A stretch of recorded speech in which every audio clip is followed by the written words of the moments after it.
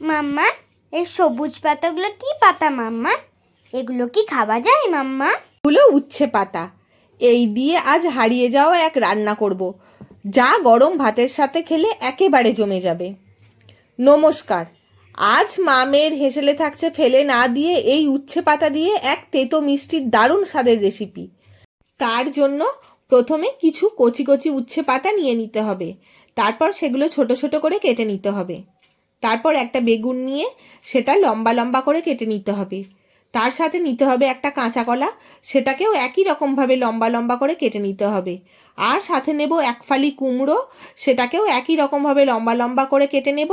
সাথে একটা আলুকেও একইভাবে কেটে নেব। এবার কড়াইয়ে শুকনো খোলায় সাদা সর্ষে আর কালো সর্ষে একটু ভেজে একটা হামানদিস্তাতে নিয়ে মশলাটা একটু পিষে রেখে দিতে হবে। তারপর একটু সর্ষের তেল গরম করে তাতে কালো জিরে আর কিছুটা পোস্ত ফোড়ন দিয়ে একটু নেড়েচেড়ে তাতে কুচিয়ে রাখা আলু দিয়ে একটু ভাজা ভাজা হয়ে এলে তাতে কুমড়োটা আর সাথে কাঁচা কলাটা দিয়ে আবারও একটু নেড়েচেড়ে 4টে কাঁচা লঙ্কা দিয়ে দিতে হবে। সাথে দিতে হবে হলুদ গুঁড়ো আর পরিমাণ মতো নুন দিয়ে আবারও সব ভালোভাবে মিশিয়ে নিতে হবে। সব একটু নরম হয়ে এলে তাতে বেগুনটা দিয়ে আবারও ভালোভাবে মেশাতে হবে। সব কিছু একটু সেদ্ধ হয়ে গেলে এবার কেটে রাখা উচ্ছে পাতাটা দিয়ে দিতে হবে। তারপর সব কিছু ভালোভাবে মিশিয়ে ঢাকা দিয়ে দিতে হবে।